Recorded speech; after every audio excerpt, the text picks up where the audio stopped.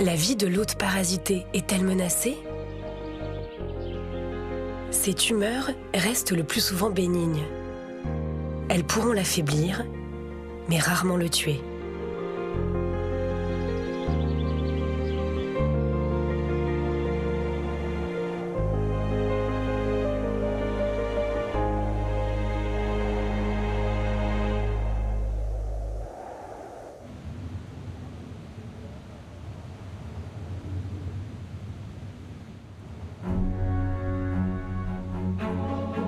Des nuages sombres, des reflets bleutés. Les montagnes s'emmitouflent dans les frimas.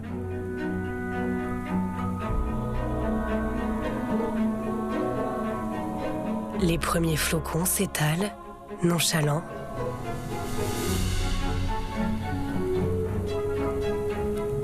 Ici plus qu'ailleurs, la nature est alors maître de la cadence. La majorité des espèces s'est assoupie ou a succombé sans avoir omis de mettre à l'abri la génération nouvelle. Engourdissent aussi les associations de bienfaiteurs. Il faudra attendre le printemps prochain un autre cycle de la vie.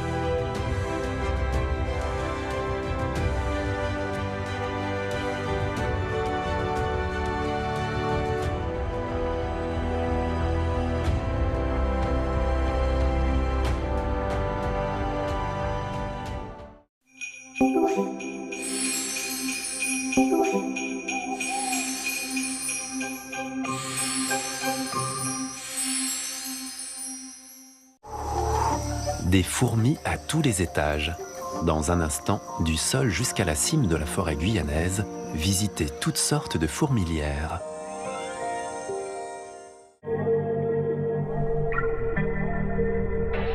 Qu'on l'observe depuis tout là-haut, d'un peu plus bas ou de juste au-dessus, elle nous offre des formes, des couleurs, des ondulations à nul autre pareil. L'Afrique vue du ciel, regardez, ça n'a rien à voir, et c'est sur arte.tv.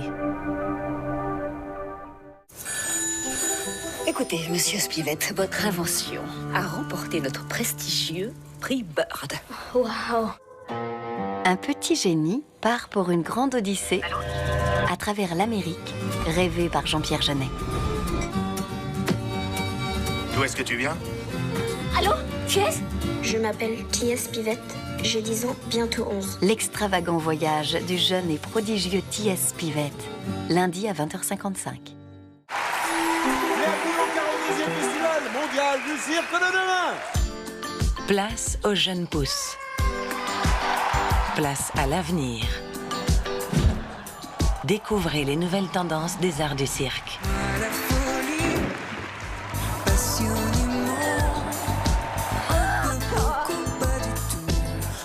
42e Festival du cirque de demain, mardi à 20h55 sur Arte. Et maintenant, entrez dans la forêt des fourmis. Attention, ça picote un peu.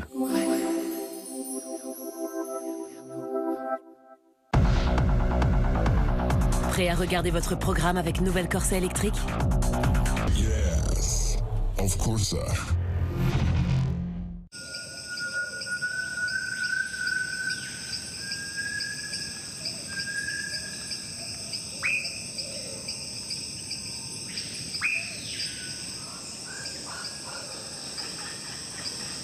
Dans la forêt guyanaise, les fourmis sont partout.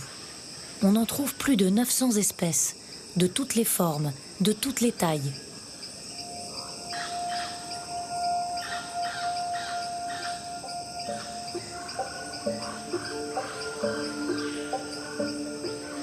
Voici l'histoire de 5 espèces de fourmis qui vivent dans une petite clairière perdue dans la montagne de Caux, en Guyane. 5 colonies au mode de vie très différent.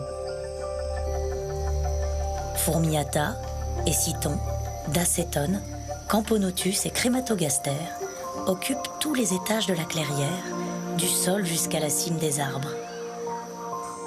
Elles sont nomades ou sédentaires, vivent le jour, la nuit, dévorent une incroyable quantité d'insectes ou sont végétariennes. Toutes ont tissé des liens privilégiés avec les arbres, les plantes, les champignons et les autres insectes.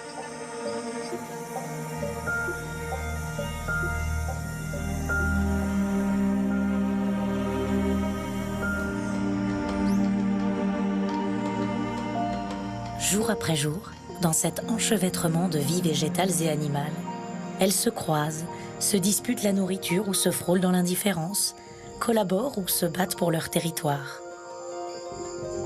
Minuscules mais si nombreuses, la forêt tout entière semble vivre au rythme des fourmis.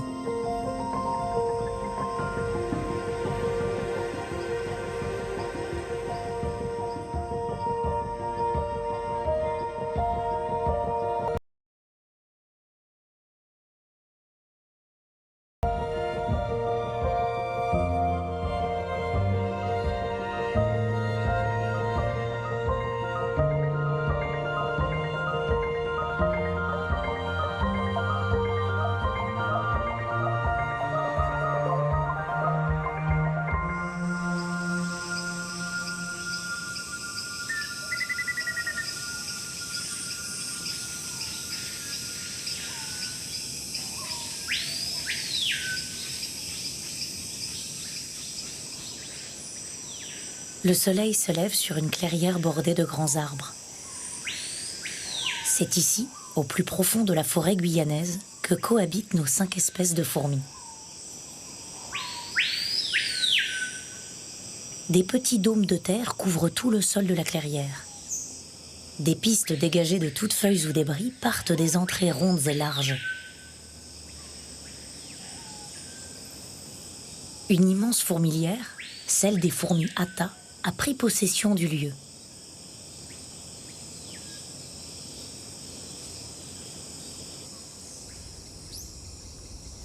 On reconnaît les fourmis Atta, coupeuses de feuilles, à leur tête bien séparée en 2 lobes.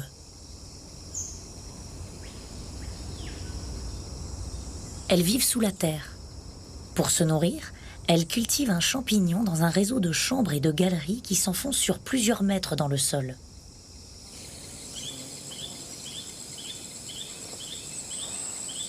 Leur fourmilière est en perpétuelle expansion. Ce matin, les ouvrières creusent et remontent à la surface des boulettes de terre sorties des nouvelles galeries excavées. Un geste répété des millions de fois, jour après jour.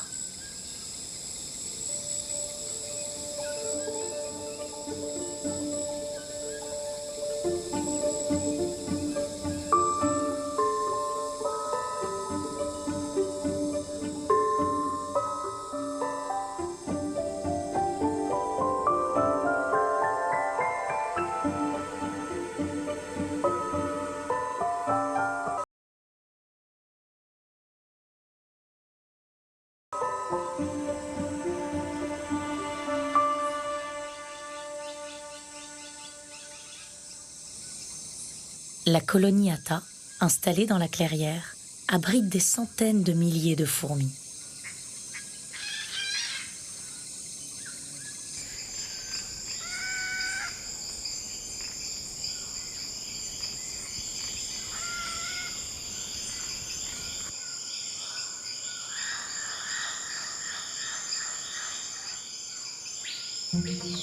Quelques mètres au-dessus des Atta, à mi-hauteur dans les arbres qui bordent la clairière, d'autres fourmis s'affairent, très intéressée par des petits fruits bleus.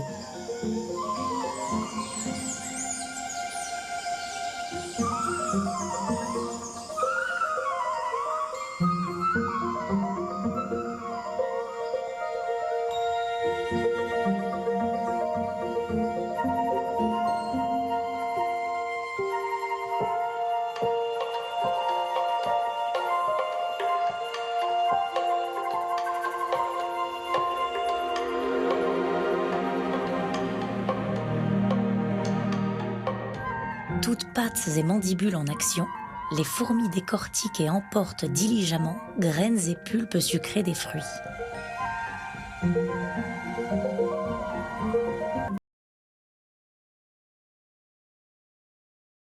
Dans une boule de couleur brune cachée au milieu d'un bouquet de plantes. 2 espèces de fourmis sont ici chez elles.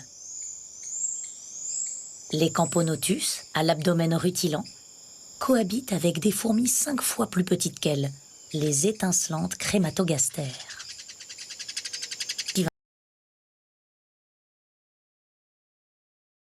Un champignon, Camponotus et Crématogastères cultivent des plantes.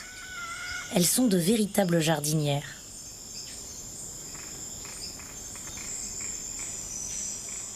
Pour abriter leurs colonies et se nourrir, elles fabriquent un nid en végétaux mâchés et vont ramasser des graines qu'elles sèment à l'intérieur. Les plantes poussent dans ce riche substrat. Leurs racines renforcent la structure du nid. Avec le temps, elles donnent aux fourmis leur nectar, leurs fruits. En échange, les plantes sont protégées par leurs gardiennes à 6 pattes. Crématogastères et Camponotus ont bâti ensemble cette étonnante construction végétale. Un jardin de fourmis suspendu à plusieurs mètres du sol, symbiose parfaite entre des animaux et des plantes.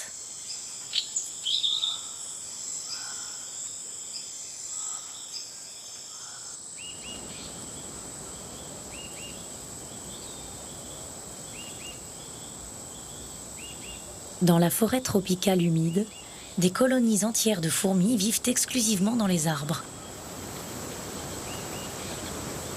À plus de 20 mètres de hauteur, la clairière abrite des habitantes discrètes et un peu étranges. Les fourmis d'acétone à la jolie tête en forme de cœur.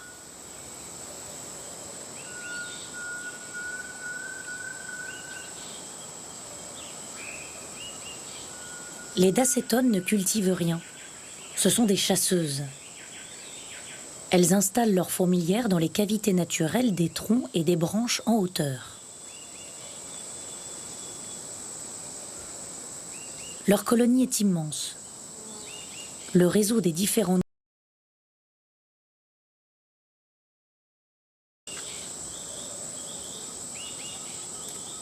Aujourd'hui, il fait beau.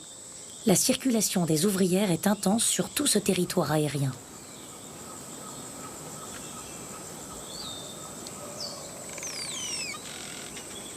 Pour ne pas se perdre dans le dédale des branches, les dacétones déposent des phéromones, des traces chimiques odorantes qui marquent les chemins qui connectent les nids.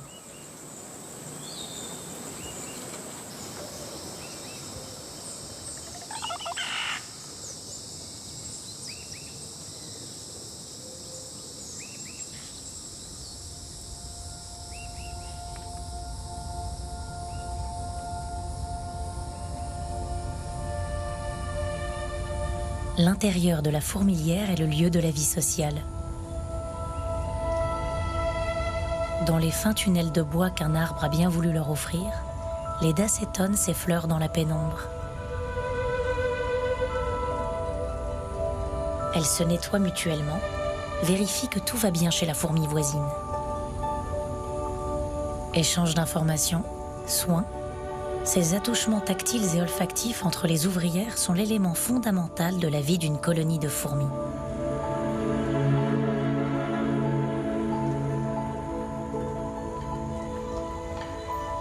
Plusieurs générations cohabitent dans la fourmilière, un peu comme une grande famille. La reine est la mère de toutes les ouvrières, qui ne sont que des femelles et sont donc toutes sœurs.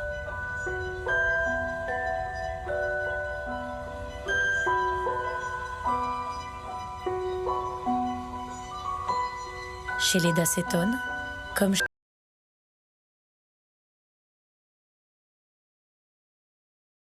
les œufs, les larves, les nymphes.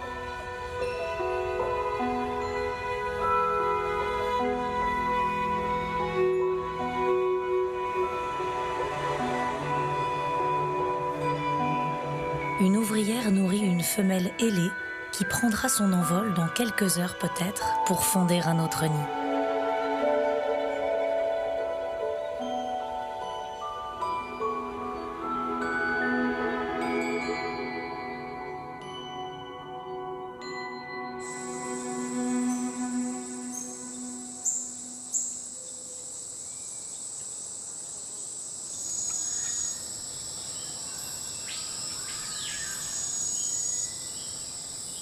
Les fourmis de la clairière, Atta, Camponotus, Crématogaster et Dacétone, forment des colonies sédentaires, comme la plupart des 900 espèces de fourmis présentes en Guyane. Mais la forêt n'est pas un lieu tranquille où chacun occuperait son étage, sa branche ou son trou. Ce jour-là, à quelques centaines de mètres de la clairière, en sous-bois, un danger se profile. Les fourmis et citons font leur apparition. Leurs colonnes courent à toute vitesse sur le sol, à la recherche de proies.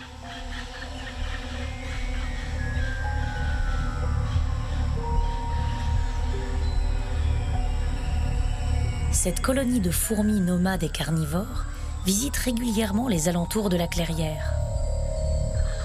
Les écitons sont de grandes prédatrices. Elles sont une menace permanente pour toute la petite faune de la forêt.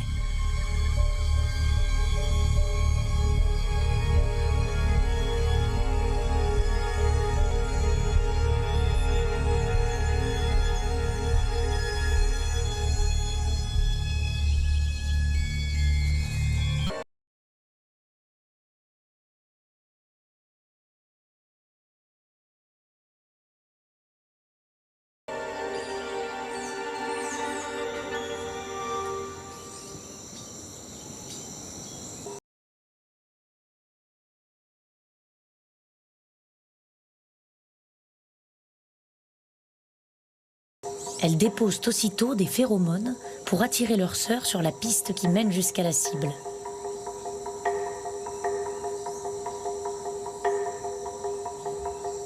Les couvains de guêpes et de fourmis sont les proies préférées des écitons. Pas de fourmis en chef pour mener l'assaut. Les décisions sont prises comme par contagion. Le mouvement de quelques-unes vers le nid de guêpes entraîne le mouvement des...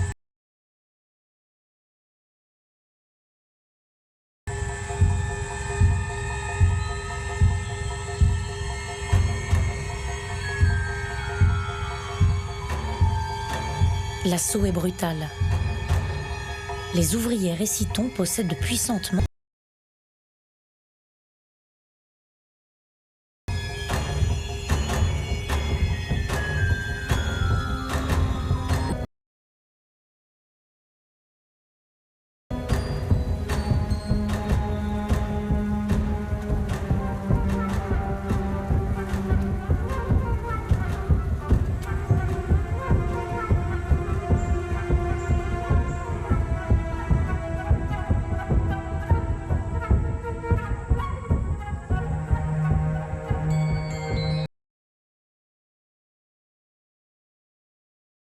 Et emporté. Le couvain sera servi encore vivant à leurs sœurs fourmis restées au nid.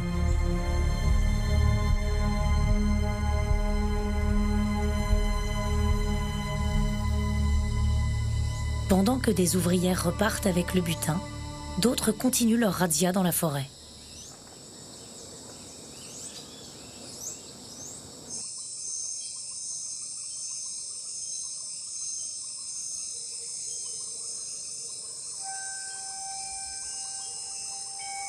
Aujourd'hui, un nid de guêpe est mort. Et aussi un papillon infesté de champignons, encore accroché à un tronc.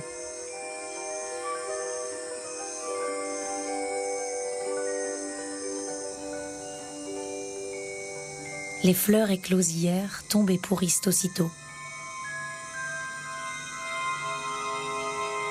La forêt tropicale est éprise de vitesse. Les arbres se dépêchent de fleurir. Quelques jours d'une splendeur éphémère.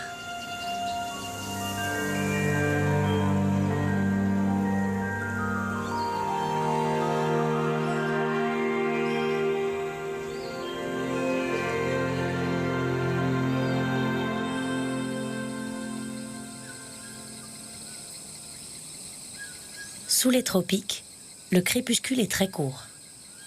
Notre communauté de fourmis se prépare à la nuit. Les nomades et citons ont trouvé refuge dans les racines entremêlées d'un arbre mort. Elles y forment un bivouac provisoire pour la nuit. Les soldates, têtes blanches et mandibules impressionnantes, protègent l'entrée. À l'intérieur, pas de racines de plantes pour soutenir le nid comme dans un jardin de fourmis. Pas de chambres creusées dans la terre comme les hâtas.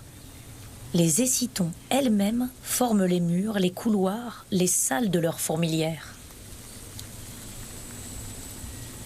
Un demi-million de vies accrochées les unes aux autres.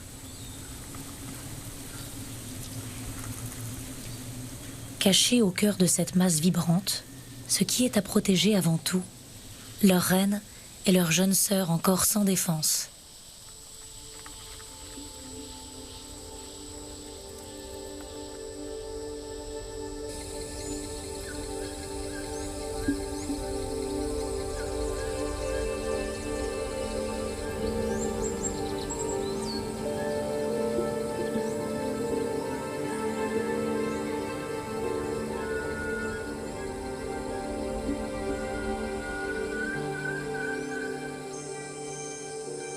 Dans la clairière, les Camponotus et Crématogaster ont rejoint le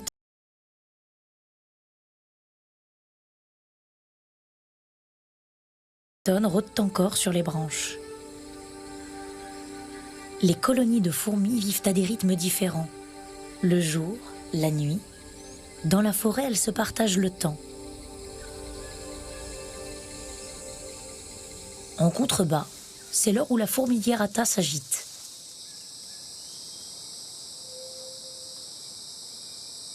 Les ouvrières sortent couper les morceaux de feuilles nécessaires à la culture du champignon qui les nourrit.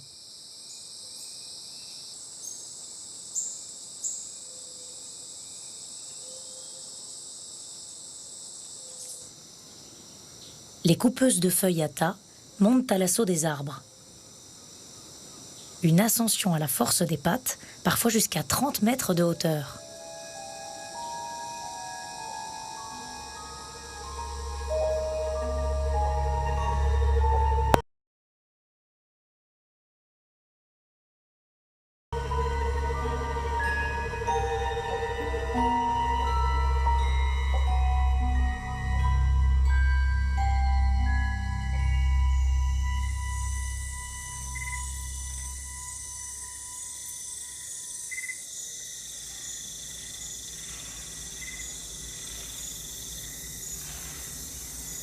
Sous la lune et des heures durant, les ouvrières découpent cette matière végétale dure et fibreuse qui sera mâchée, puis ensemencée de champignons par leurs sœurs restées dans les profondeurs du nid.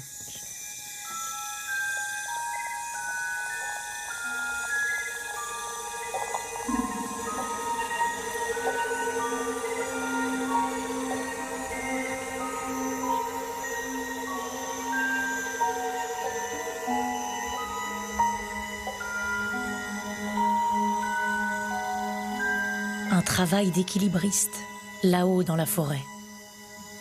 À l'échelle de ces ouvrières fourmis, un travail de titan.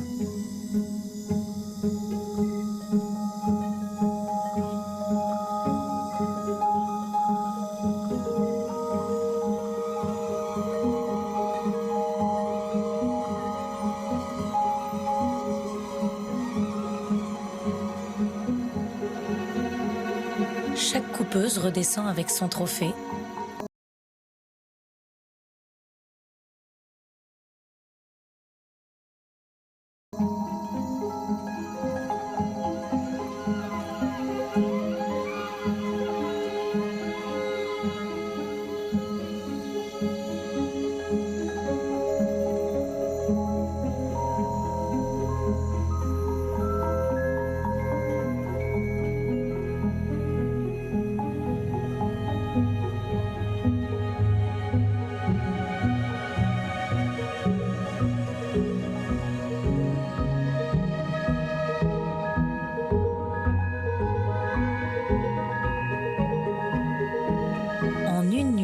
un arbre peut être entièrement dépouillé de son feuillage.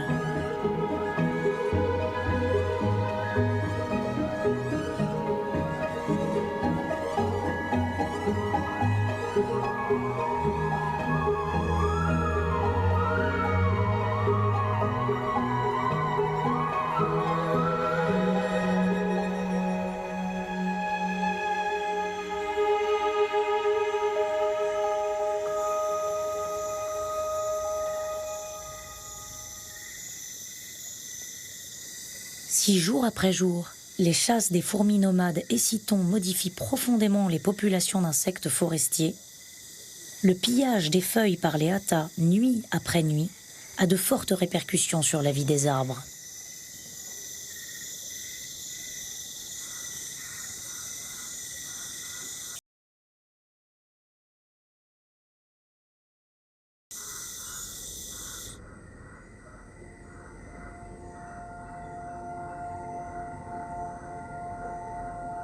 Dans la fourmilière, une succession de chambres creusées dans la terre. Et partout pousse l'unique espèce de champignon qui sert de nourriture à tous les membres de la colonie. Il se développe sous la forme de filaments blancs sur les feuilles mâchées par les ouvrières.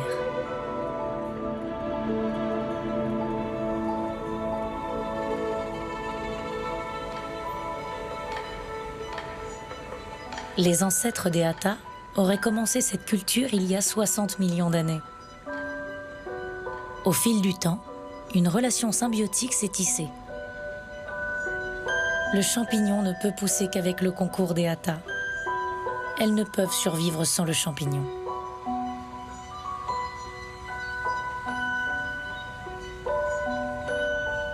Des ouvrières 10 fois plus petites que les coupeuses transportent ces précieuses boulettes blanches pour nourrir les larves.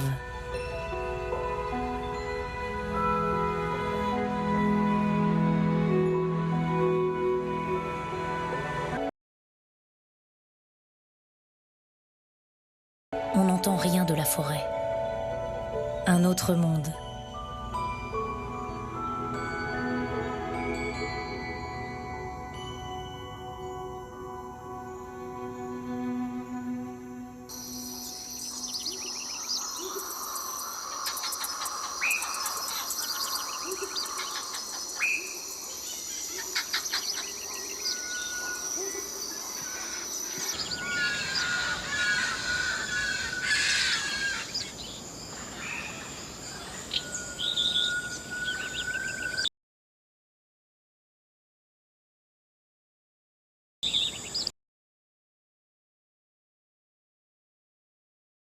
Leurs appels se répondent dans la canopée. Le matin est glorieux dans la forêt.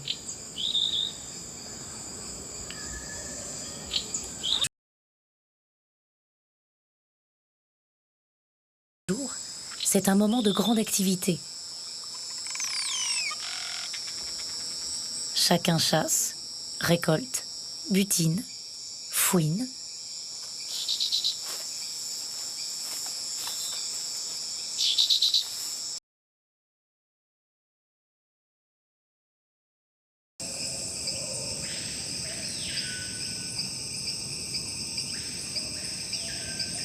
Dans le jardin de fourmis au bord de la clairière, les Camponotus sont en alerte.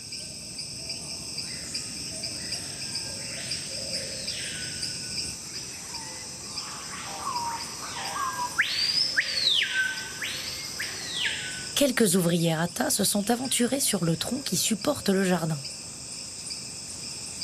Pas question que ces redoutables coupeuses de feuilles touchent à leurs plantes. Les Camponotus foncent sur ces intruses, leur sectionnent les pattes et les jettent dans le vide. Chacun chez soi.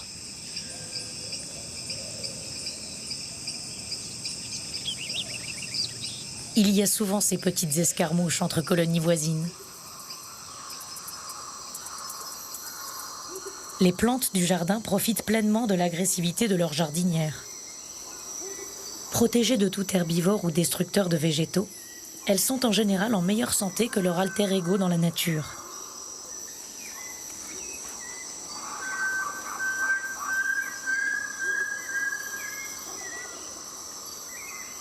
Il règne dans cet écosystème aérien comme une ambiance de jardin d'Éden.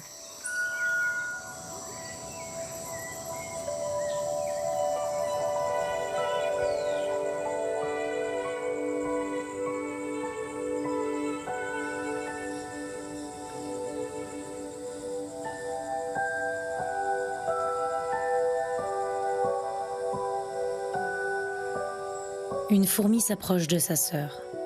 Elle a faim. Les ouvrières Camponotus se nourrissent entre elles.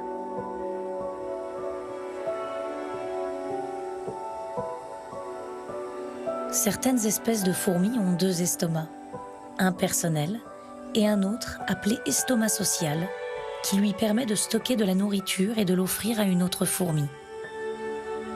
Une solidarité entre les membres d'une même colonie, un secours qui n'est jamais refusé.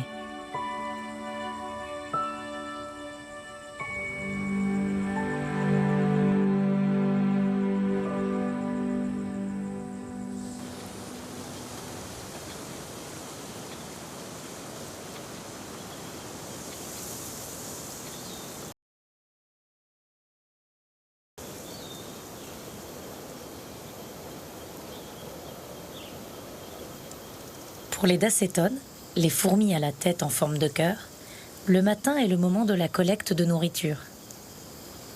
À 30 mètres de haut, elles sortent en nombre d'un énorme trou, un des nids principaux de leur colonie.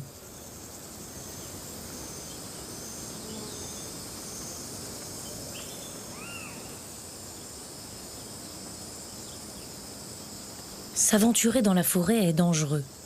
C'est le travail des ouvrières les plus âgées. Elles sont vieilles et donc plus aisément sacrifiables. C'est comme ça chez les fourmis, pas de retraite paisible.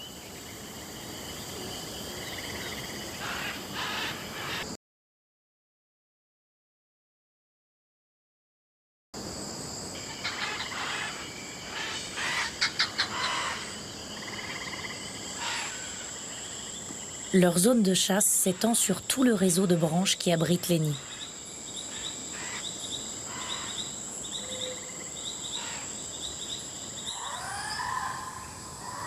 Une fourmi d'acétone ne recule devant rien et peut attraper seule une proie plus grosse qu'elle. Mais si personne ne vient l'aider, elle sera incapable d'achever son énorme victime. Elle envoie alors un message olfactif à ses sœurs qui chassent dans les parages.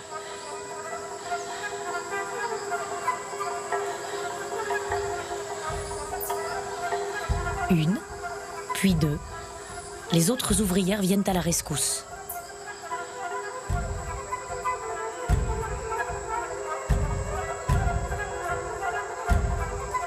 C'est bien la force des fourmis. La coopération active entre les individus qui semble s'organiser naturellement. Cette étonnante intelligence collective des sociétés d'insectes qui nous fascine tant.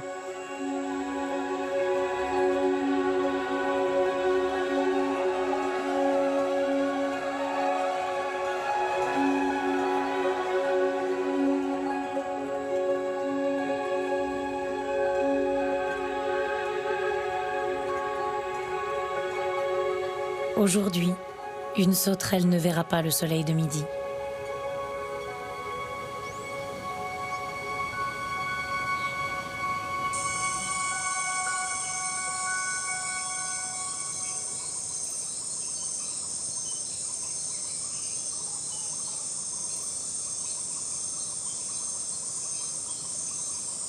L'après-midi avance. Un peu plus loin dans la forêt, les écitons s'agitent. Les ouvrières ont vidé ce coin de ces insectes.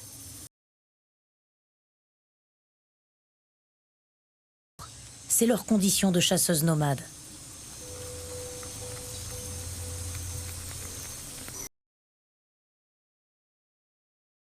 Couvain, et aussi les larves encore vivantes, capturées lors de la chasse de la veille.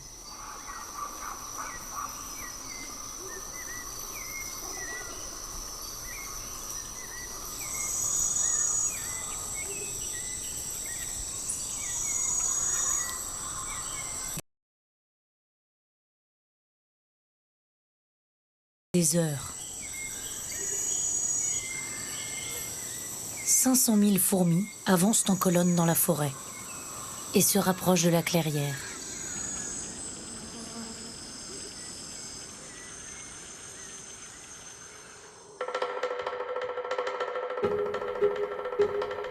Pendant ce temps, dans le jardin de fourmis, les choses se gâtent.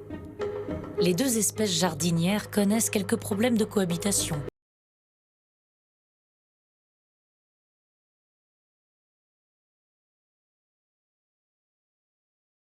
Géante, une Camponotus.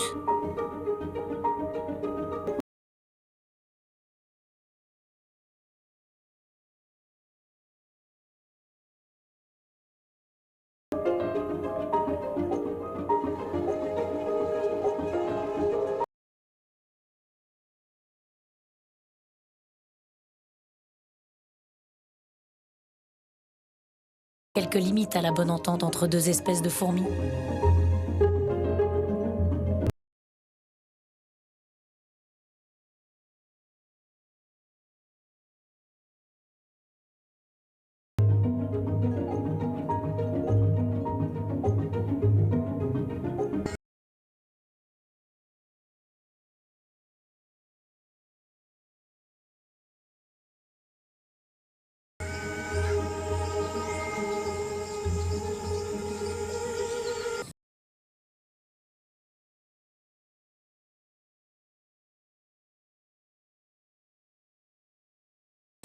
Comme dans la fable du volet qui devient voleur à son tour, elle se glisse dans la toile d'araignée.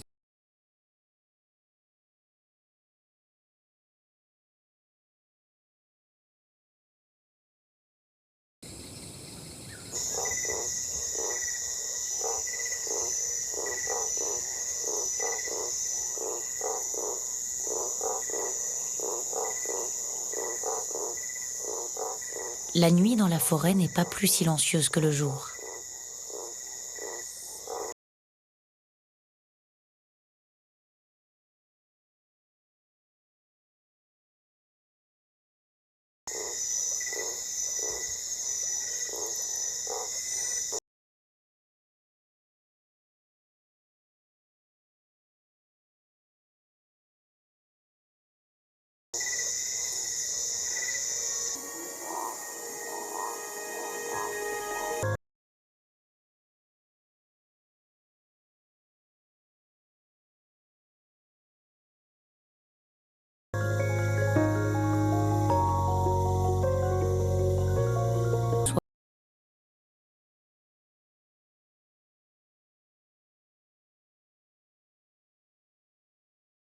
De leurs mandibules. La forêt se peuple alors de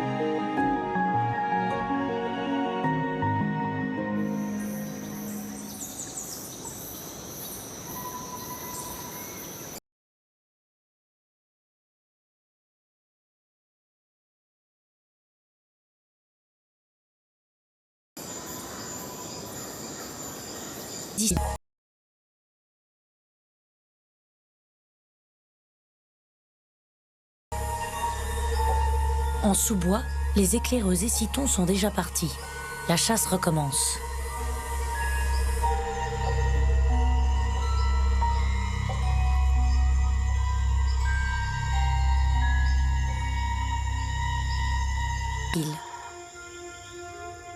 Aucun son, aucune odeur ne peut encore avertir les ouvrières de la menace qui pèse sur leur couvain. La colonne des fourmis prédatrices approche.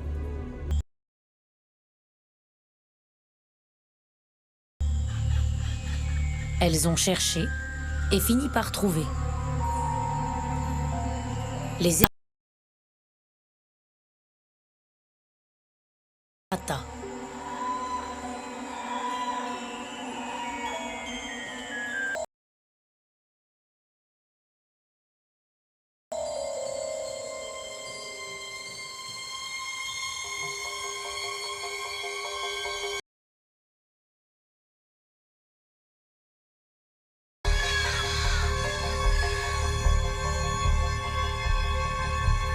déboulent dans une première champignonnière, proche de la surface, et sèment la panique.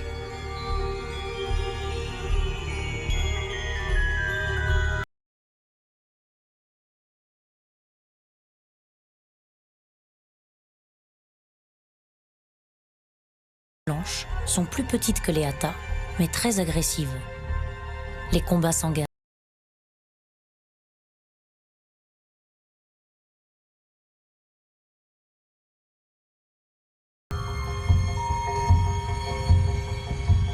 Ce n'est plus une escarmouche entre colonies voisines.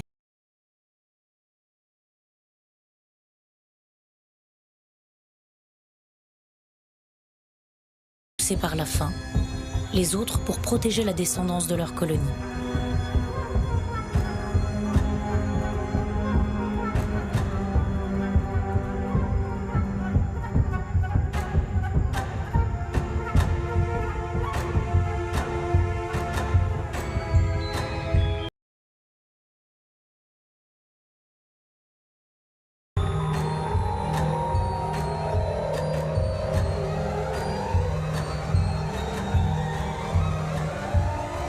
Les écitons pénètrent plus avant dans la fourmilière et atteignent une des chambres où reposent des larves et des nymphes.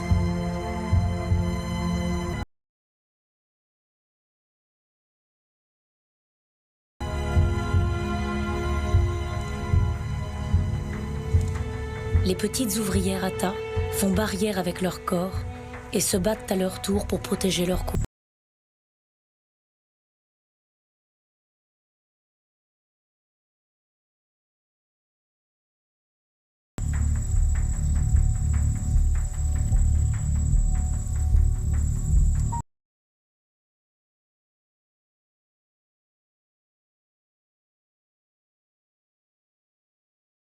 Ne peuvent jamais aller très loin dans le dédale des couloirs de la fourmilière hâta. Elles s'affrontent.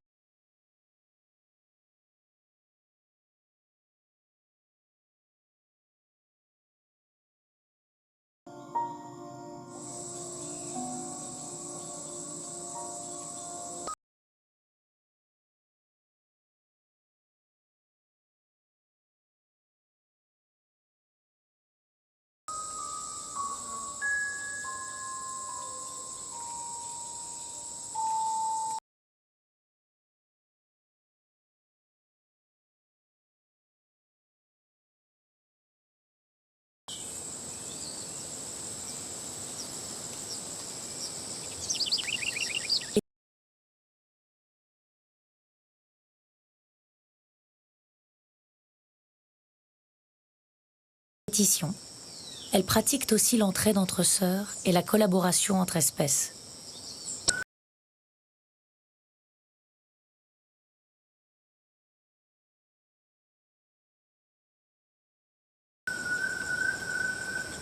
Elles nous offrent l'image d'une forêt qui vibre comme un seul organisme.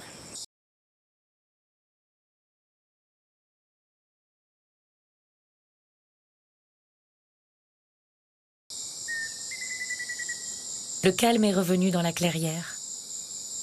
Les doutes.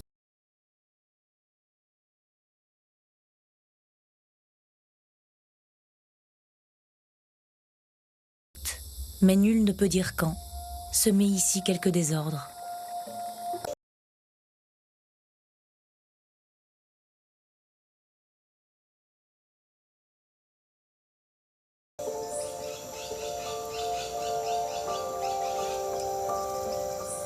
Au-dessus.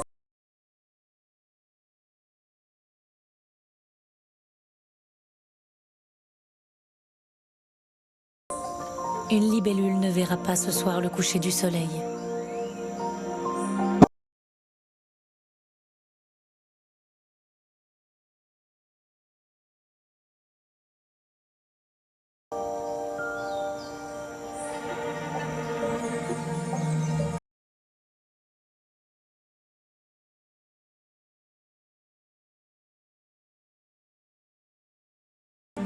Cambonotus et Crématogaster, réunis autour d'une goutte de nectar.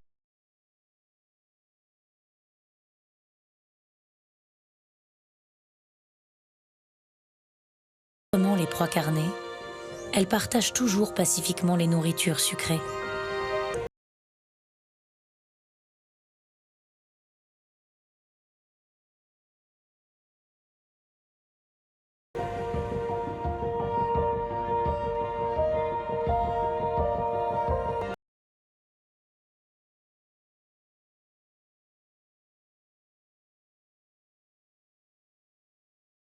Il nous reste tant de choses à apprendre sur elles.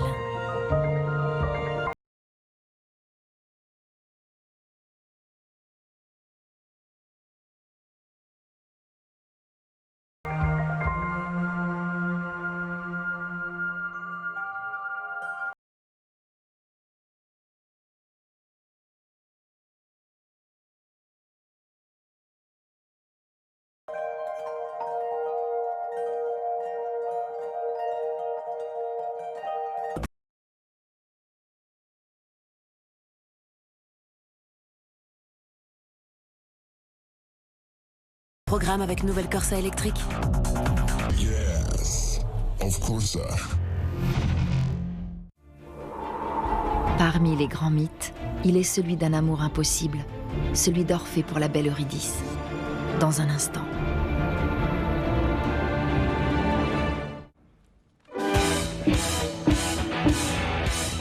En avant la musique sur Arte Concert. Sur arte.tv, cliquez sur Arte Concert et accédez aux scènes les plus affolantes du moment. Pop rock, classique, métal, art de la scène, opéra, tout est là. Non, non, pas là. Ici, voilà.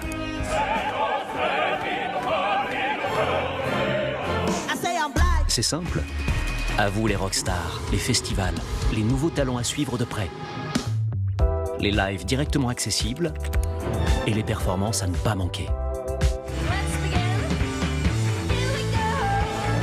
Venez.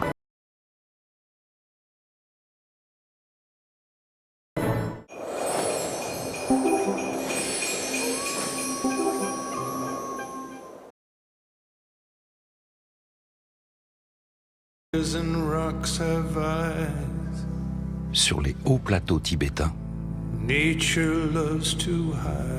deux hommes à l'affût d'un rêve. C'est un cadeau, mais inespéré. Votre cadeau de Noël. La Panthère des Neiges, dimanche à 21h sur Arte.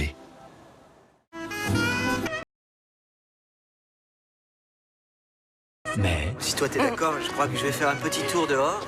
Mais le véritable rêve commence à minuit.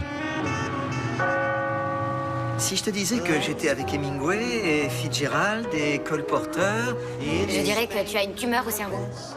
J'ai froid. Un rhinocéros. Minuit à Paris de Woody Allen. Mercredi à 20h55 sur Arte.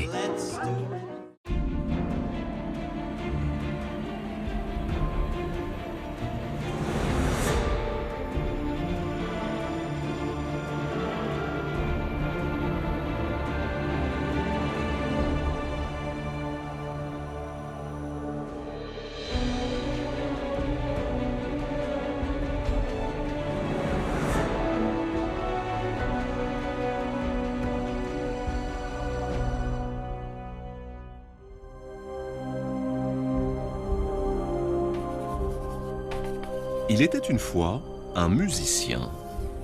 Sa voix, dit-on, possédait d'incroyables pouvoirs. Douce comme le miel, chaude comme le bonheur, ferme comme le plus solide des métaux, elle attendrissait le cœur des mortels, même celui des hommes les plus durs. Il suffisait à Orphée de caresser les cordes de sa lyre et le loup se mettait à trotter à côté de l'agneau. Le renard suivait le lièvre. Sur son passage, les rivières détournaient leur cours pour venir l'écouter. Les pierres et les rochers, bouleversés, se soulevaient de terre. On dit même que certains soirs, les dieux, émerveillés, se penchaient du haut de l'Olympe pour mieux entendre son chant.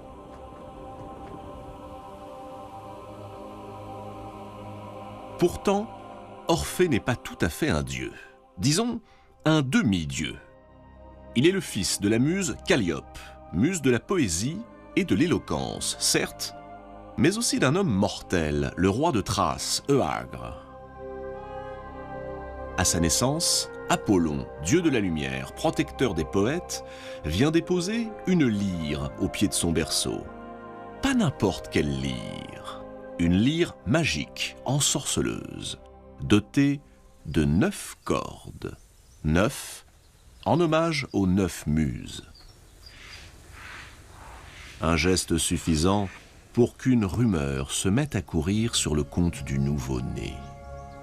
Et s'il était le fils d'Apollon lui-même.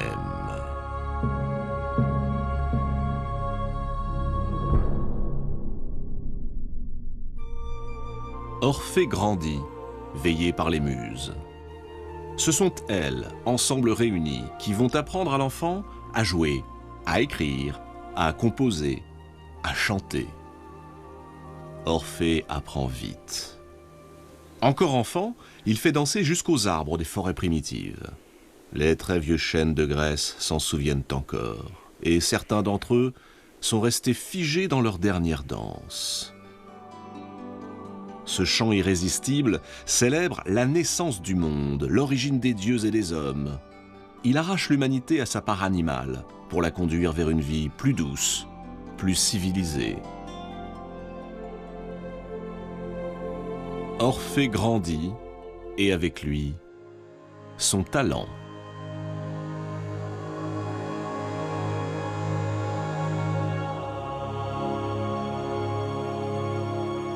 Mais le jeune homme a le goût de l'aventure. Il rêve de voyages et de fabuleux exploits. Alors, il part sur les routes. Là où il passe, les hommes et les femmes le vénèrent, l'accueillent avec des guirlandes de fleurs, l'acclament. Un matin, alors qu'il entre en Thessalie, il apprend qu'un certain Jason prépare une expédition pour s'emparer d'un objet extraordinaire, la toison d'or. Cette toison est en réalité la fourrure d'un bélier ailé, Chrysomalos. Voilà des années qu'elle se trouve suspendue à un chêne dans un bois sacré, quelque part au bout du monde, en Colchide. Orphée est fasciné par l'histoire de cette toison et entreprend d'écrire un chant. Comment ce mystérieux objet, la toison d'or, est-il arrivé au bout du monde, si loin de la Grèce ?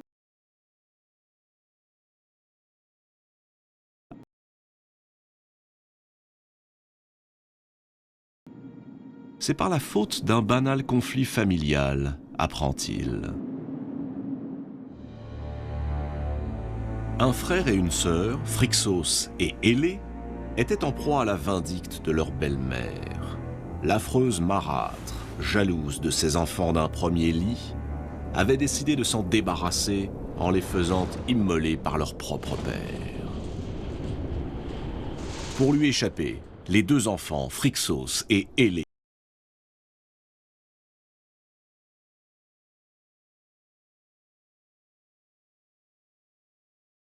Hélé à la toison d'or et aux cornes d'or, le bélier Chrysomalos.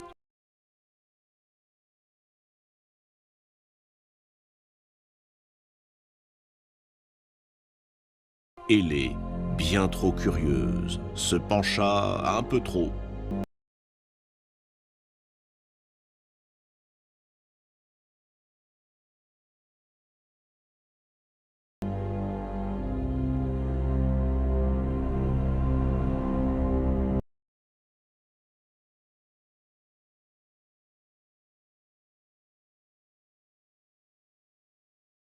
Le bélier en l'honneur de Zeus.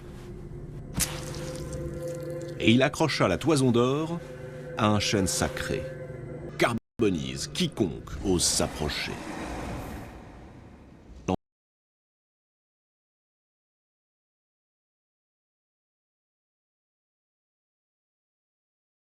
Empêchera de récupérer cet objet mythique. Car c'est un roi.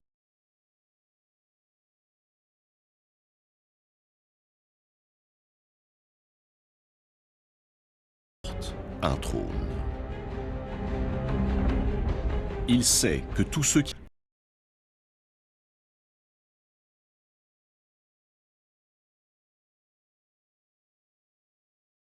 propose ses services à Jason.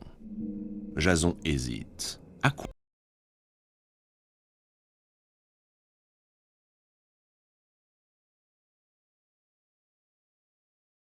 Orphée insiste. Sa lyre, promet-il, don du dieu Apollon, soutiendra l'effort des rameurs. Ses poèmes regonfleront le cœur de ses compagnons dans les moments de désespoir. Jason accepte. Il ne reste plus qu'à trouver un bateau. Ce sera la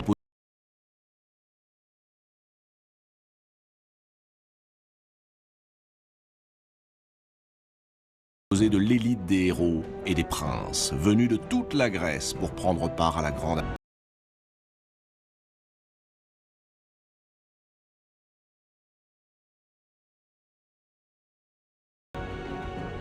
Le grand voyage commence. Un voyage qui aurait pu être...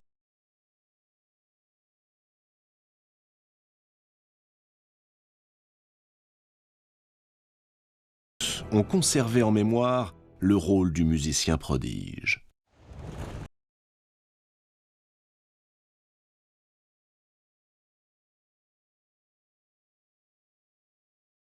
Rythme la cadence des rameurs et trouve les mots pour les galvaniser.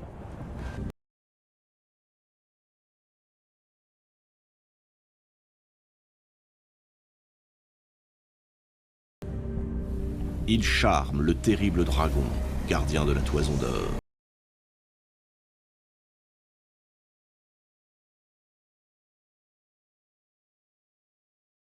Homme sur la route du retour. Il fait presque nuit. L'Argo vient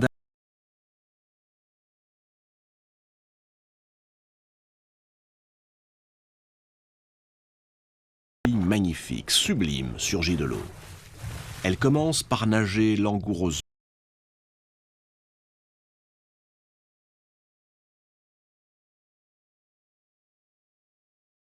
C'est lugubre. Et ce chant s'élève et envahit le ciel et les étoiles naissantes.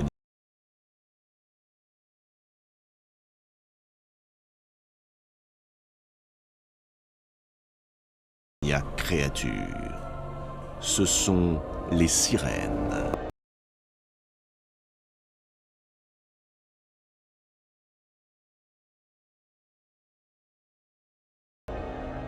Sous leur apparence séduisante, les sirènes sont des êtres maléfiques.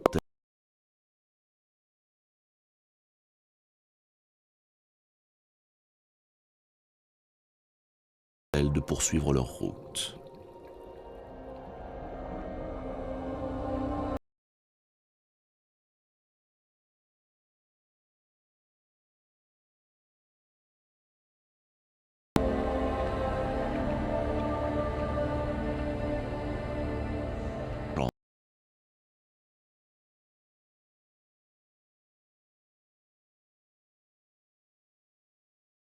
Un chant si merveilleux, un chant si pur qu'il couvre celui des sirènes.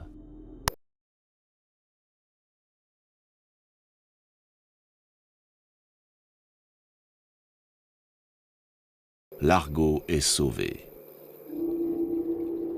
On raconte que dans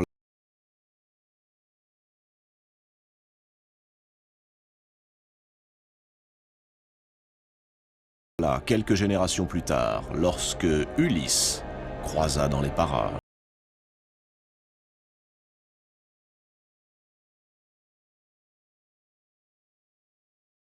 de la toison d'or achevée, Orphée entame un nouveau voyage.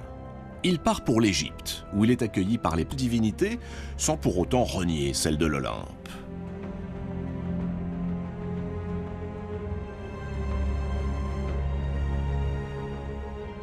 Fort de ces nouvelles connaissances,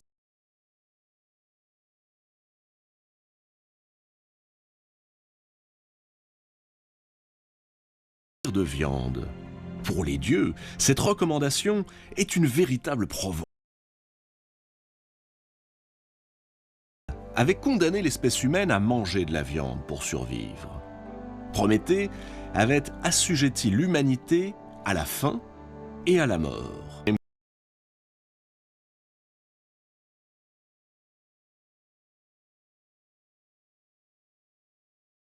coup tout le système politico-religieux mis en place par Zeus et Prométhée. Orphée est en train de rompre avec un certain type de communication établi depuis toujours entre les hommes et les dieux. Mais c'est en rencontrant la belle Eurydice qu'Orphée met véritablement le pied sur le tranchant de son destin. Un matin, Orphée se promène à l'orée d'un bois. Le soleil est éclatant, le ciel d'un bleu parfait. Elle est là, Eurydice. Eurydice est une dryade, une de ces nymphes qui vit parmi les arbres et les bosquets.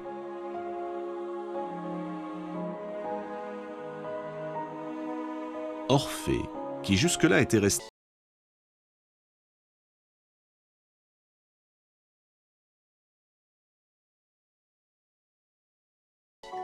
elle est son double, l'incarnation de ses rêves les plus tendres, le chant qu'il n'a jamais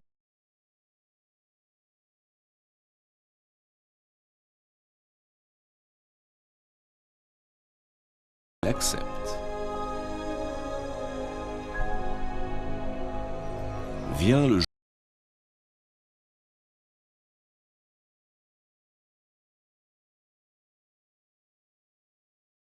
La fête se déroule.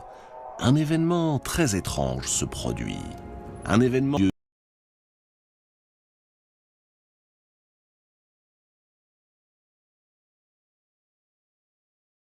Hymen, le dieu qui veille au bon déroulement des mariages, se met à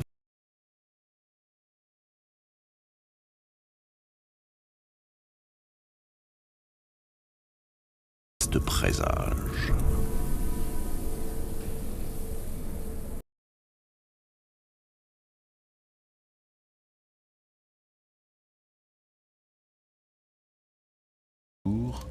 Où éclate le terrible drame.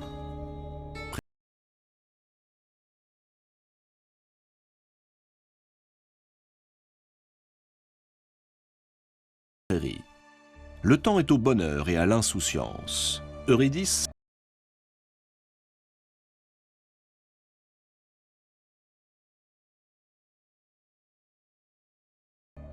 elle s'allonge parmi les anémones. À peine cette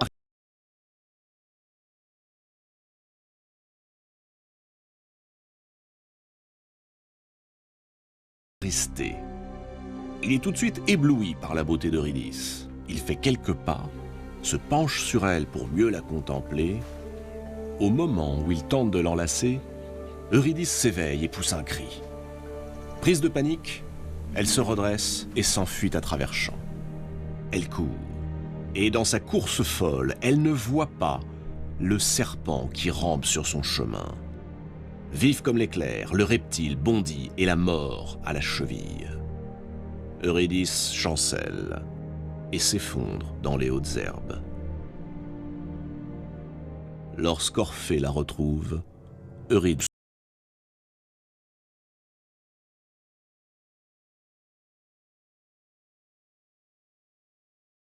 Orphée fait fuir les nymphes, trembler les arbres.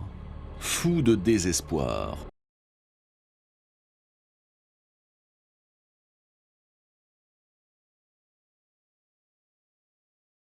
alors il ira l'arracher à la mort. Orphée ose ce qu'aucun mortel avant lui n'a jamais fait, descendre aux enfers, dans ce lieu d'où nul n'est jamais revenu.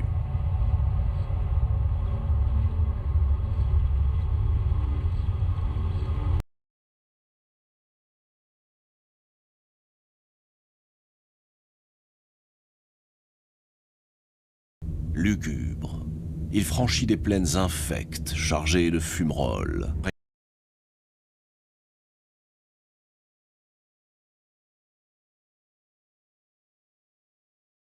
Marécage fétide du fleuve Achéron, qui se jette un peu plus loin.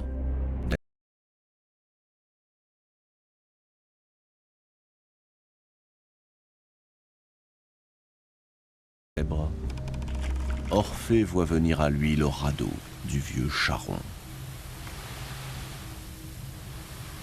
Devant l'inflexible passeur du Styx, puis devant Cerbère, le chien à 3 têtes qui garde la porte des enfers, Orphée se met à chanter. Un chant si beau, un chant si parfait, un chant si émouvant, que Charon et Cerbère, totalement charmés, acceptent de le laisser entrer.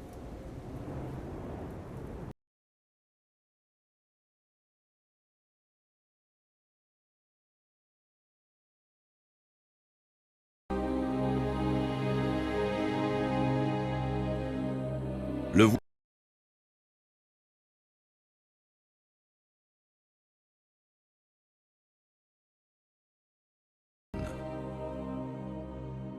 Humblement, Orphée s'incline devant eux. Puis à nouveau, il pince les cordes de sa lyre et entonne le cantilène de son regret. Ses grands yeux graves fixent Perséphone, dont il connaît la pénible histoire. Après tout, elle aussi avait subi la cruelle séparation lorsque Hadès l'avait enlevée à sa mère pour l'entraîner ici, dans les enfers. Quand ils entendent la complainte d'Orphée, tous les damnés du Tartare sont soudain pris d'un trouble insolite. Les Danaïdes cessent d'emplir leur urne sans fond. Sisyphe s'immobilise sur son cours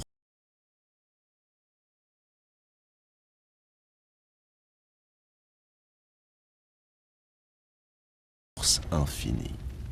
Tout, dans ce monde de pierre et de désolation,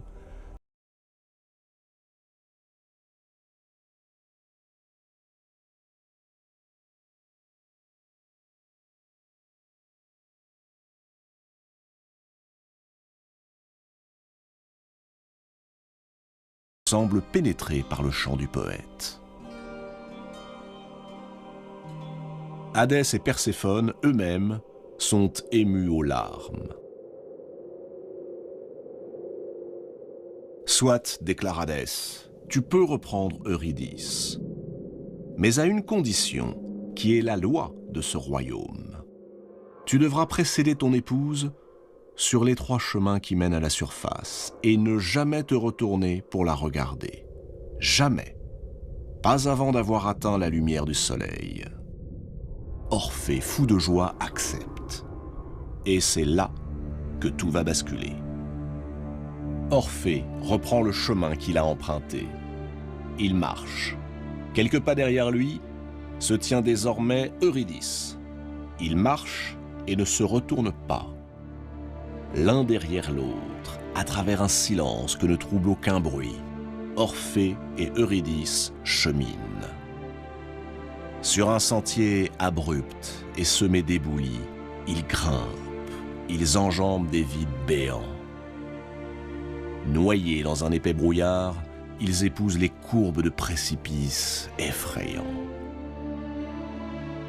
La lumière est proche, encore quelques pas, et ils pourront apercevoir les premières lueurs du jour.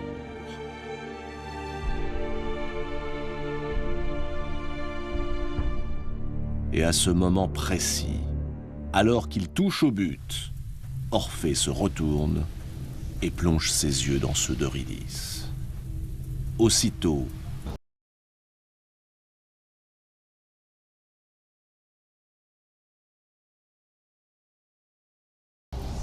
mais il n'est plus temps. Eurydice, dans un sanglot, est happée par des mains invisibles. Elle disparaît, dévorée par les ténèbres. Orphée se précipite, il plonge dans la nuit sans fond, et cette fois, se jette aux pieds du souverain des enfers et de sa reine. Il les implore. En vain. C'est impossible, réplique Hadès. Cette fois-ci, nous ne pouvons plus rien pour toi. Et Orphée est reconduit à la surface.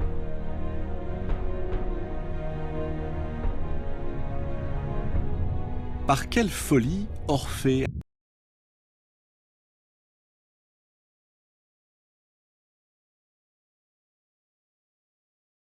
Mais elle témoigne bien de cette difficulté que rencontrent les mortels parfois.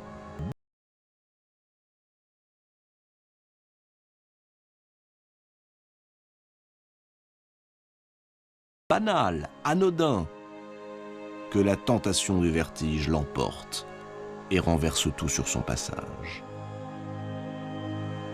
Orphée représente ainsi nos rendez-vous manqués, les amours ou les amitiés que nous avons laissés s'enfuir.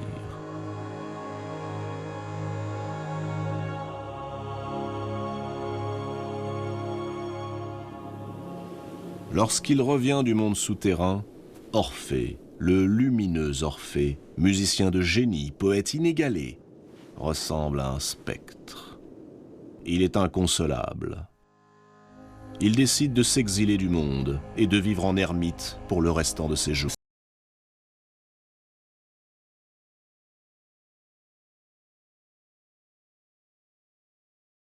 Ses nuits à observer les étoiles, guettant un signe qui jamais ne vient.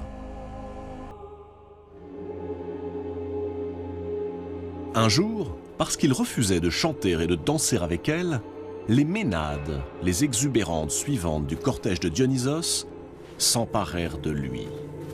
Ces femmes possédées, adoratrices de Dionysos, qui ne supportaient plus ses lamentations, ces femmes folles, le taillèrent en pièces.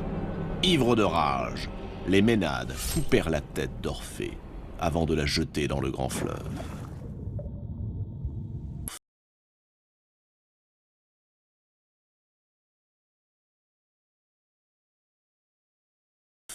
Flotter et continuer de chanter la complainte des amours perdus, tandis que le courant l'emportait vers la mer, jusqu'à l'île de Lesbos.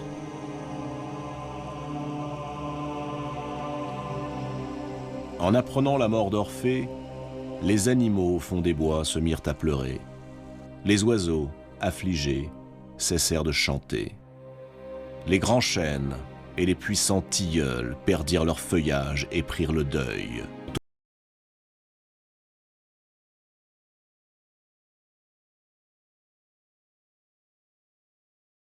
Aux muses, restées fidèles, elles rassemblèrent les membres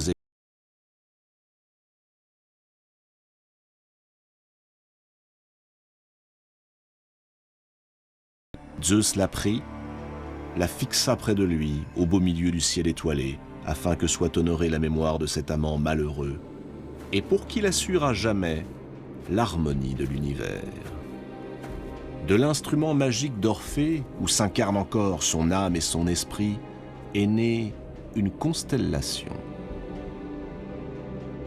On peut l'admirer certains soirs où la nuit est profonde. C'est la constellation de la Lyre.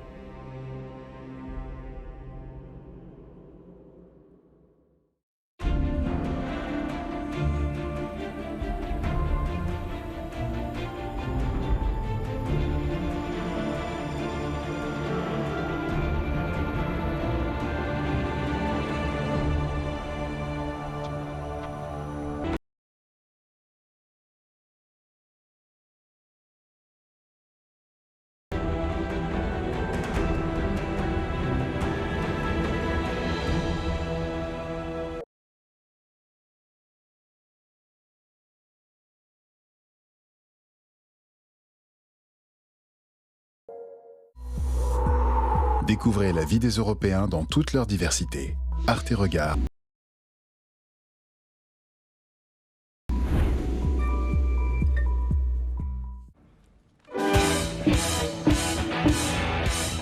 En avant la musique sur Arte Concert.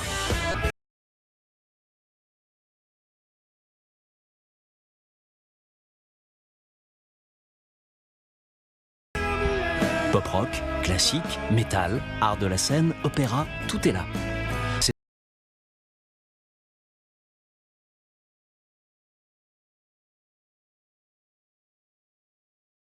simple.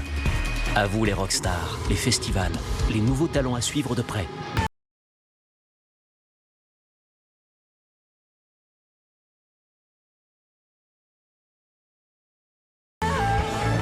Venez Venez quand vous voulez.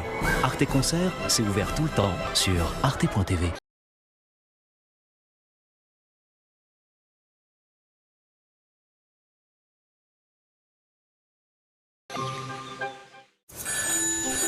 Écoutez, monsieur Spivett, votre invention.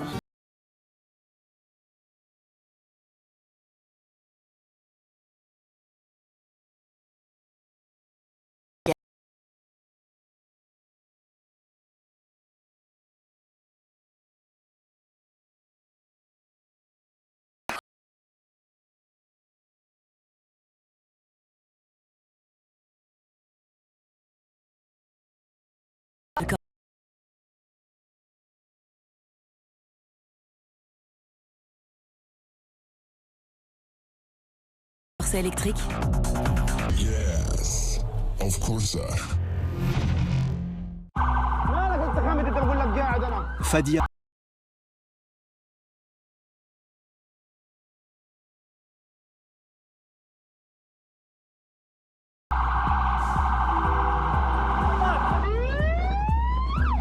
Moïse Pach.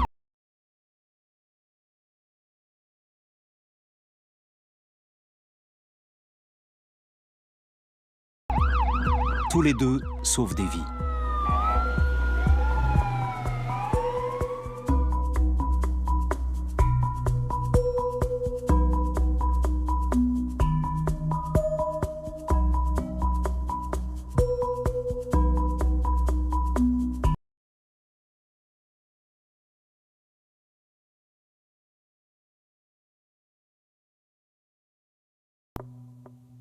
طلع طلع تعال تعال تعال تعال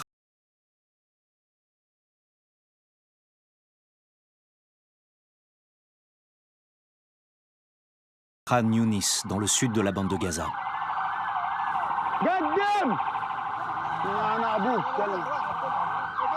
Un missile israélien est tombé à proximité. Fadi se rend aussitôt sur place. Par chance, il n'y a pas de blessés. Le soir,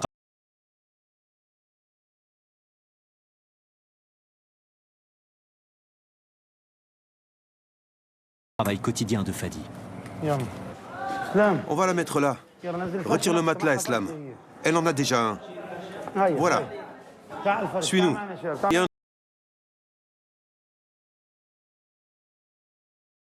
L'autre. Allez.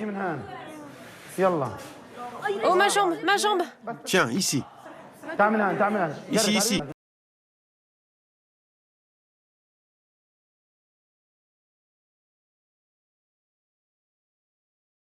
Trois.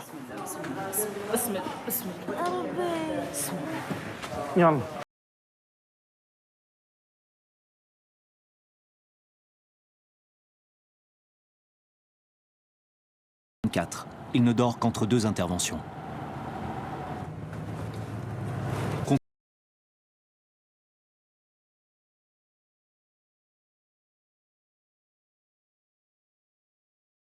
Le contrôle du nord de Gaza par l'armée israélienne a poussé Fadi et plus d'1,5 million de Palestiniens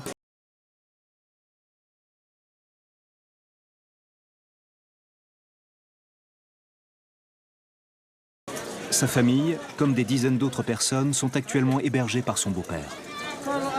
On vivait au bord de la mer. Tout le quartier a été bombardé. Notre maison a été détruite. On est obligé d'abandonner nos maisons parce que c'est trop dangereux.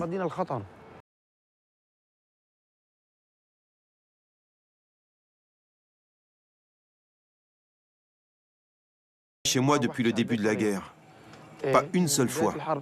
Depuis que la guerre a éclaté, on est...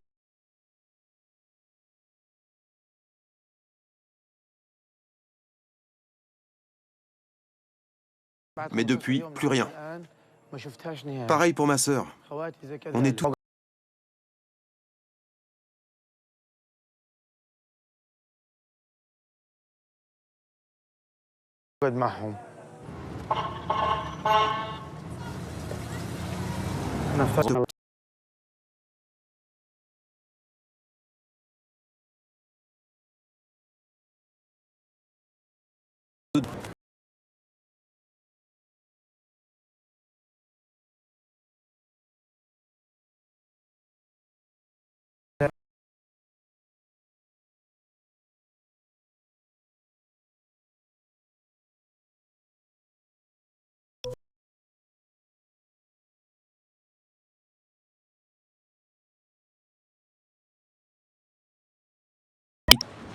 Avec d'autres secouristes, il arrive auprès d'une femme qui semble victime d'un arrêt cardiaque. Son casque est équipé d'une carte.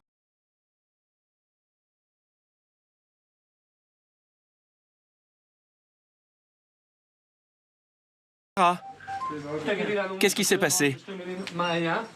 Elle était en train de manger.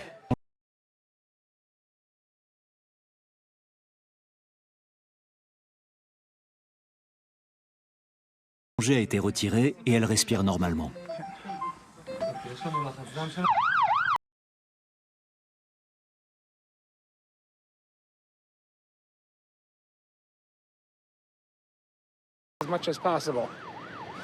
Notre mission, c'est de stabiliser le patient et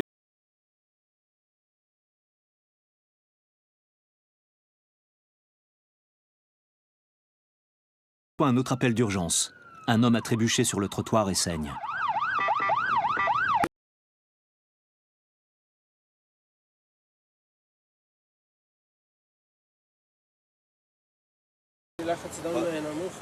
Tu as mal où? À la main? Stopper des hémorragies.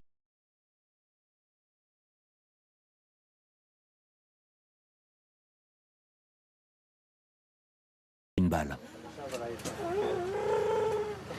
Chaque seconde compte. Plus vite on a...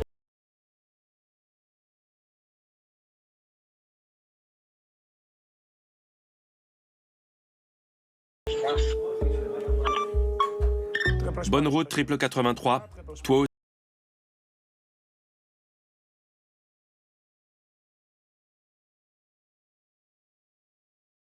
Israël pour des interventions d'urgence. Il se déplace en ambulance, en moto.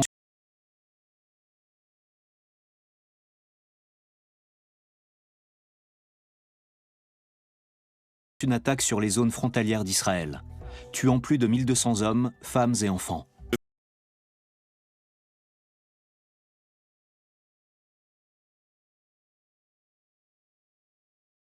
Le matin du 7 octobre, la centrale s'est transformée en un poste de commandement d'une zone de guerre. En temps normal, on reçoit, disons, 2000 appels par jour dans l'ensemble du pays. Ce jour-là, le nombre d'appels a explosé. Des gens de Be'eri et de Kfar Aza nous ont contactés. Pas seulement pour qu'on leur envoie une ambulance, mais parfois pour obtenir de l'aide en direct.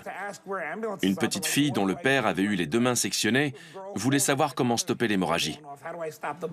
Les gens voulaient des conseils. Ils ne savaient pas quoi faire. On a reçu des milliers d'appels comme ça. Malheureusement, il y avait aussi beaucoup de gens qui appelaient pour savoir où était l'ambulance qu'ils attendaient depuis 40 minutes. Et le répartiteur ne pouvait que leur répondre « Désolé, personne ne vient parce que vous êtes en zone de guerre et qu'on ne peut pas y accéder. » Sur cet écran, un dispositif nous signale chaque alerte rouge dans tout le pays. Les sirènes se déclenchent quand une roquette menace d'être tirée.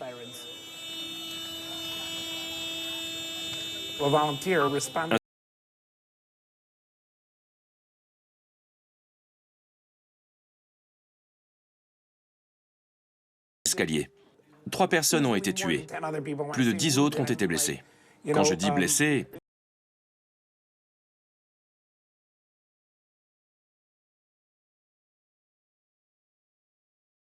par un éclat d'obus, mon fils saigne, etc. Et encore, ça ce n'était pas le plus grave.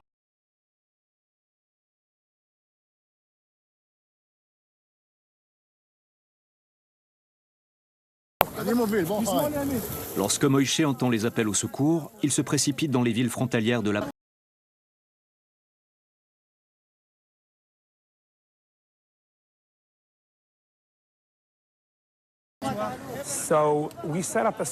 On a mis en place un hôpital de campagne avec un triage, simplement parce qu'ils étaient juifs.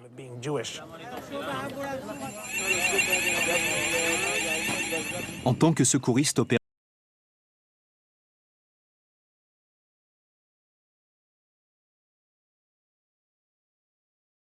israélienne, le Hamas a utilisé des ambulances pour se déplacer. Tous les secouristes sont désormais sur...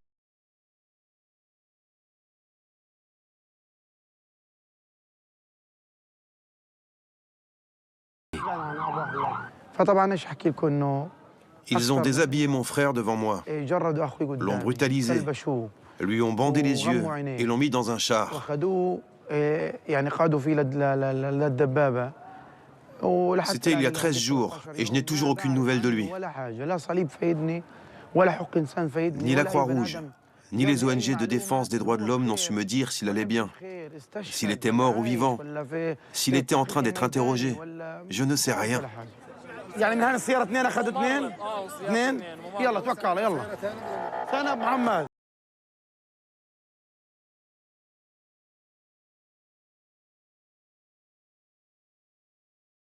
Les Palestiniens transfèrent des milliers de patients et de blessés vers le sud.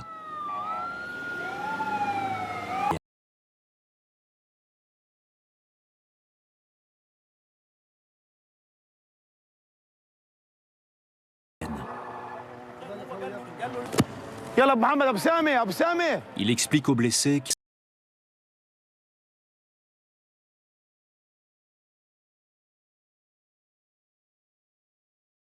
c'est dans l'ambulance.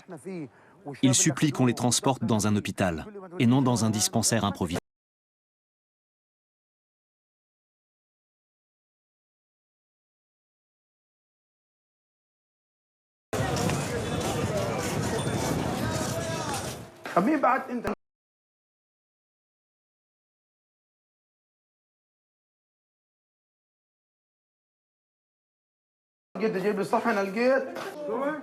Vous avez vu comment on fait?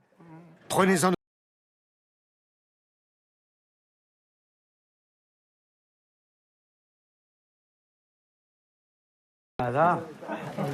Cette nuit, on a dormi. À quelle heure Raya nous a réveillés?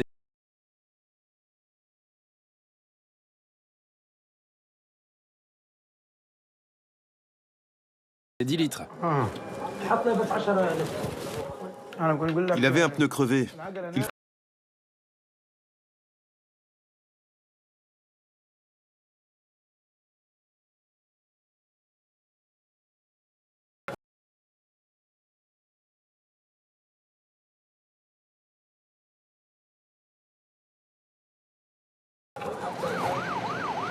À Jérusalem, Moïse est presque toujours en binôme avec Tsef.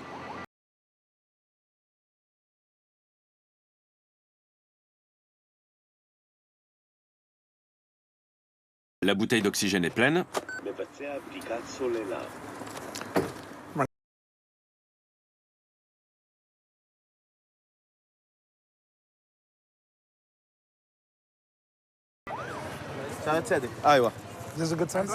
Son cou lui fait mal?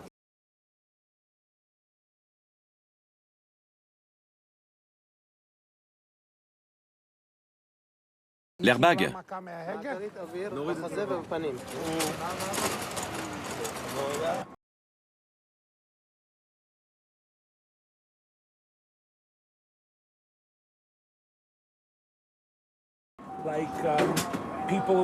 C'était des membres partiellement ou totalement sectionnés.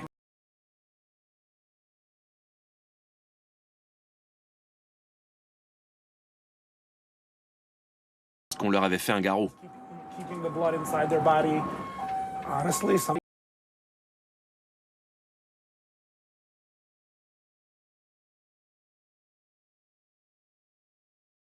Est-ce que j'ai vraiment utilisé mes ciseaux de traumatologie pour découper le pantalon d'un soldat qui absorbait...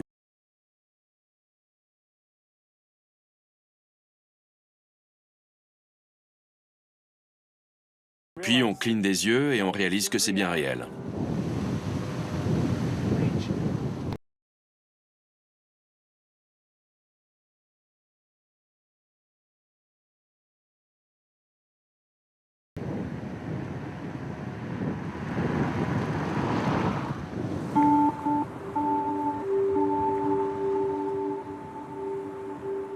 Sderot, l'une de ces villes frontalières, s'est vidée d'une grande partie de ses 30 000 habitants. Elle continue d'être la cible des tirs de roquettes et d'obus de mortier du Hamas. Rester là est trop dangereux. Avec son équipe, Moïse avait installé un hôpital de fortune à proximité. Une fusillade avait eu lieu au poste de police. La police, l'armée et les terroristes se sont livrés une bataille acharnée, jusqu'à ce que les Israéliens comprennent qu'ils n'avaient pas d'autre choix que de détruire leur propre poste de police. Ils sont venus avec un char d'assaut et un hélicoptère et l'ont fait sauter, tuant tous ceux qui étaient à l'intérieur, les terroristes, mais aussi les policiers qui étaient retenus en otage. Il n'y a pas de mots pour ça. C'est inconcevable ce qui s'est passé. C'est de la folie. On voit encore les voitures avec les vitres explosées, les pneus éclatés. Sderot est devenue une ville fantôme. C'est trop risqué pour les habitants d'y revenir. Ça me rappelle la journée du 7 octobre. Quand je suis arrivé ici, j'avais l'impression d'être sur le plateau de tournage d'un film muet, sans personne. C'est effrayant et déchirant. Dans la fusillade, Yehuda a aidé à évacuer les blessés. On est venu ici, et à peu près par là, il y avait les corps de 3 terroristes. Ils étaient allongés là, comme ça.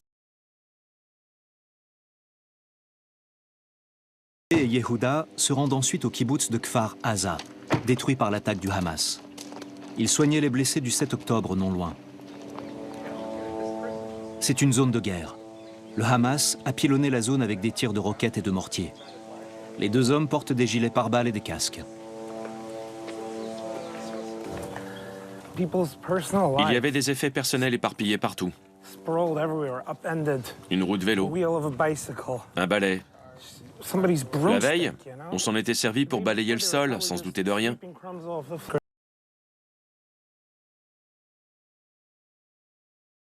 C'est le pire massacre commis à l'encontre des Juifs depuis l'Holocauste. Ça, c'est la maison d'un musicien. À l'intérieur, on a vu une batterie, des guitares, un clavier, une sono.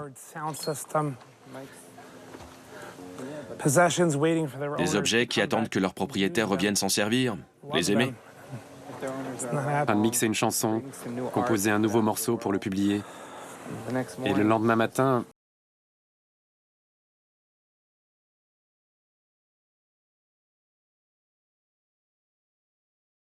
je suppose que les maisons qui étaient sur le bord ont été les plus touchées par les explosions.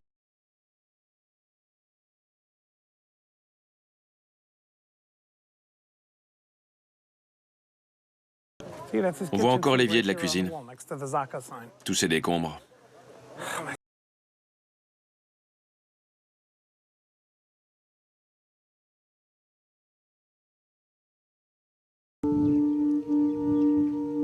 Kfar Aza est désert.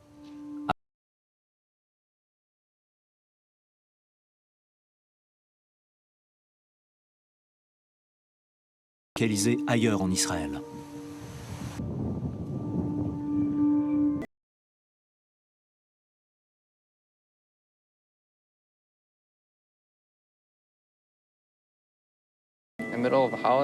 c'était un jour férié. Nos bénévoles ont tout laissé en...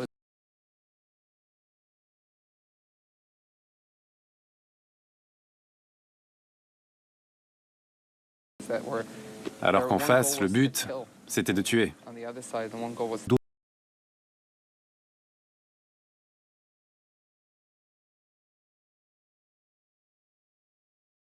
D'autres blessés et d'autres morts.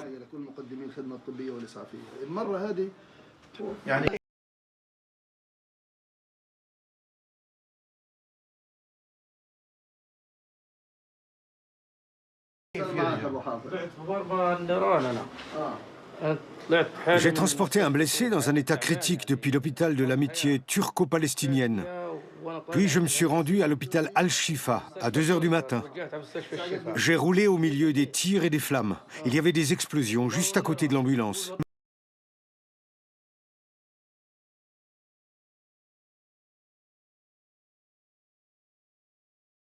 Mort de peur, c'était terrible. On avait les jambes qui flageolaient. Le camp Al-Nusayrat. Il était environ 11 h du soir.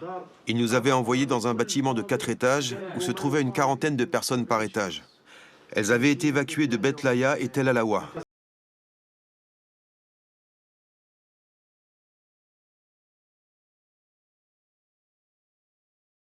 Ça me donne envie de pleurer. Qu'Allah nous aide et nous guide.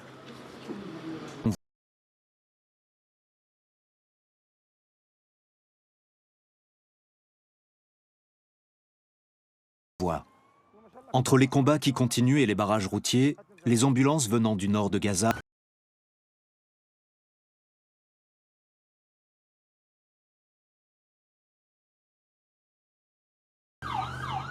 On attend un convoi d'ambulance.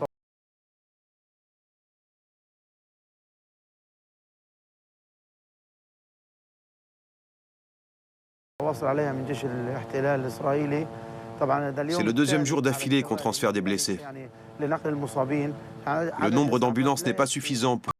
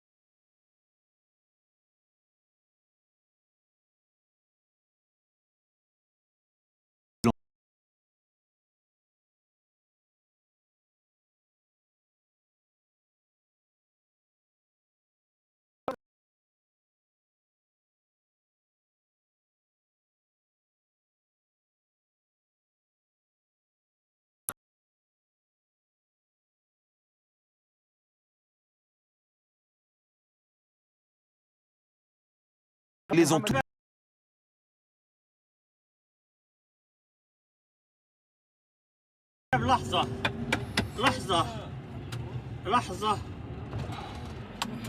Ils n'ont pas le temps de s'apitoyer.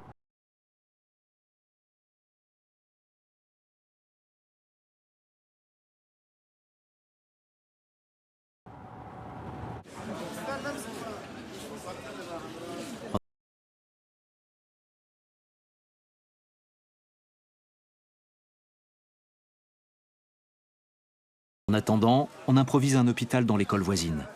Mais il n'y a pas de lit et très peu de médicaments.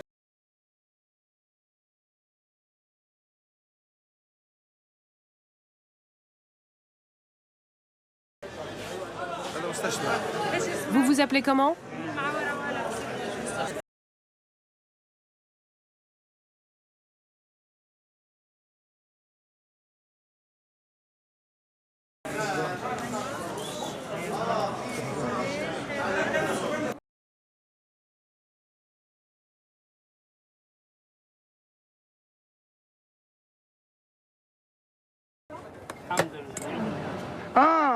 هنا في المدرسة الثانية اللي منها وشرقة شوية.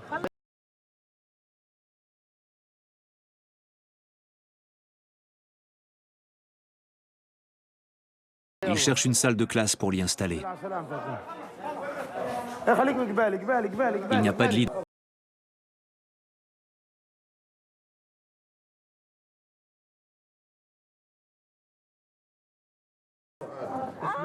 Ils finissent par lui trouver un lit de camp.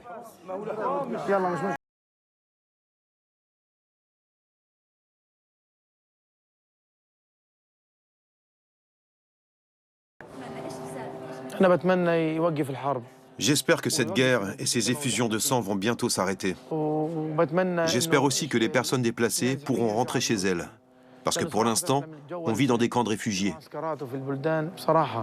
Notre situation est tragique, car on ne sait pas où on ira une fois la guerre terminée.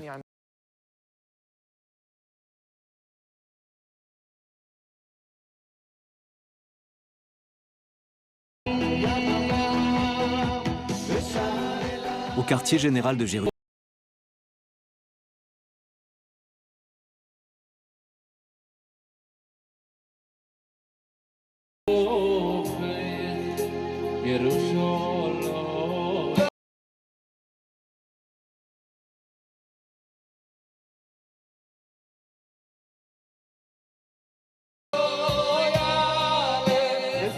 Ils ont été éparpillés aux 4 coins du pays.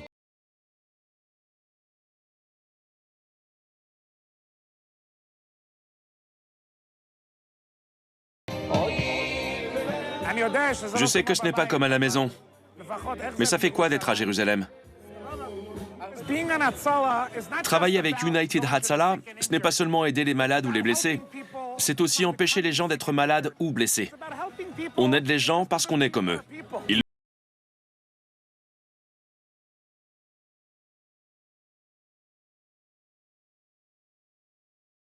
l'ont construit exprès pour les personnes évacuées.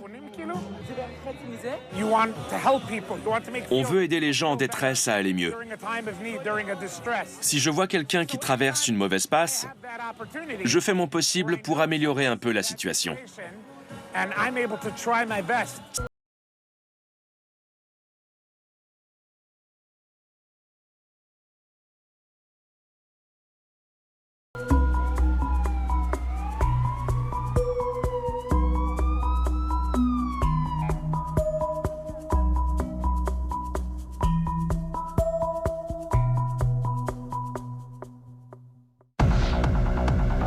Étiez-vous prêt à regarder votre programme avec Nouvelle Corp?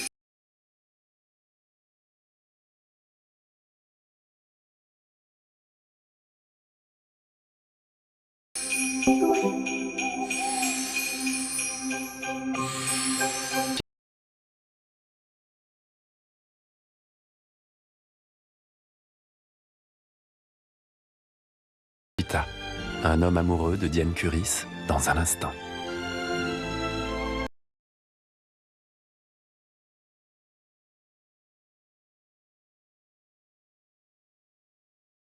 D'après le roman de Marie Darrieussecq.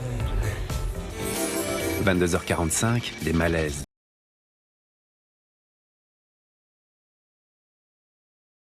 Noël.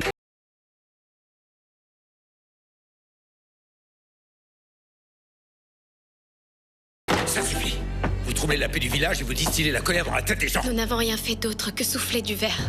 Une vraie révolution en forêt de Thuringe. Nous ne représentons aucune concurrence pour les fabricants d'ici, je vous le promets. Vous fabriquez des choses dont les gens ont besoin. Nous fabriquons des choses pour le plaisir. Mais elles apportent quelque chose de magique dans la vie des gens. La souffleuse de verre, demain à 20h55 sur Arte.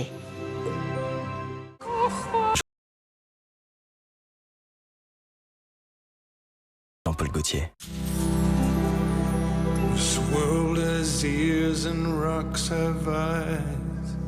Sur les hauts plateaux tibétains, 2 hommes à l'affût d'un rêve. C'est un cadeau, mais inespéré. Votre cadeau de Noël. La Panthère des Neiges, dimanche à 21h sur Arte. Et maintenant, un homme amoureux. L'histoire d'une passion dévorante.